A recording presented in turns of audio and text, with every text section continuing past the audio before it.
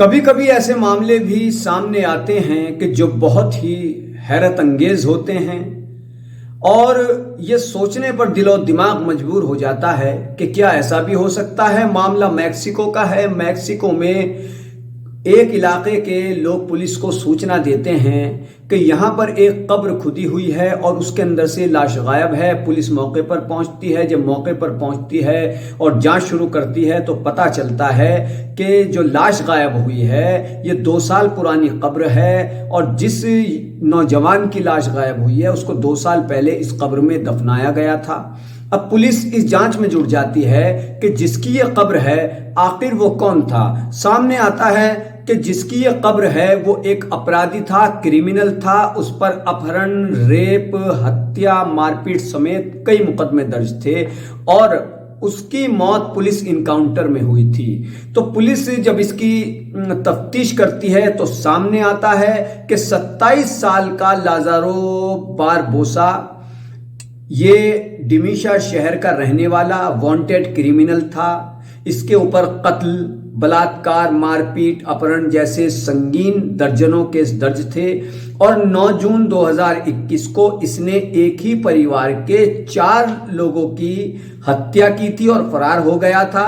Police इसकी तलाश में जुटी थी और फिर जब इसने ये घटना अंजाम दी थी 9 जून 2021 को, उसके करीब 1 महीने बाद पुलिस ने इसे इनकाउंटर में मार गिराया था। अब 2 साल बाद इस क्रिमिनल की लाश कब्र से गायब हो गई। आखिर लाश गई तो कहां गई? पुलिस जब तफ्तीश शुरू करती है और आसपास के इलाके को छानती है तो वहां पर पुलिस को 15 साल की एक नाबालिग लड़की मिलती है और उसके साथ एक और नौजवान मिलता है।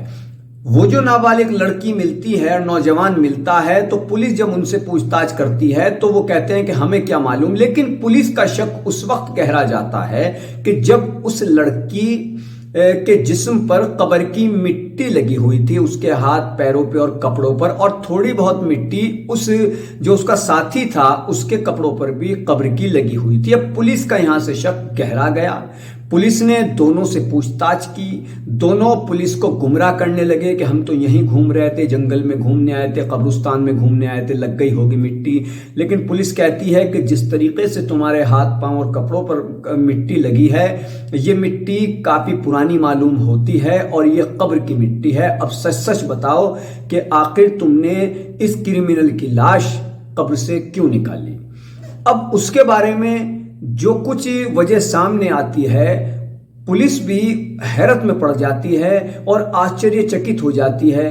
दरअसल जो 15 साल की लड़की थी वो ये बताती है कि ये जो लड़का जो क्रिमिनल था जिसकी मौत 2 साल पहले हुई थी, 2 साल पहले जिसको पुलिस इनकाउंटर में मार गिराया गया था, ये लड़का मेरे सपने में बार बार आता था और ये कहता था कि मैं जिंदा हूं, मुझे मेरी कब्र से बाहर निकाल लो।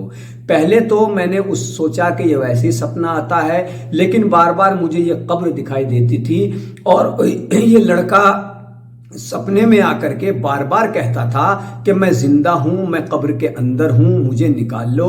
और फिर मैंने जब ये सपना बार बार आने लगा तो मैंने अपने इस साथी नौजवान को लिया और इसे पूरी बात बताई, इसे यकीन में लिया। पहले इसको भी यकीन नहीं आया, लेकिन फिर जब मैंने इसको बताया कि देखो मुझे वो सपना बार बार आता है, तब फिर मैं इस अपने साथी नौजवान को लेकर के वहां इस कब्रिस्तान में पहुंची और मैंने कब्र खोद करके 2 साल पहले दफनाए गए इस क्रिमिनल लड़के को बाहर निकाला, इसकी लाश को, और फिर इसकी लाश को लेकर मैं कहीं और चली गई।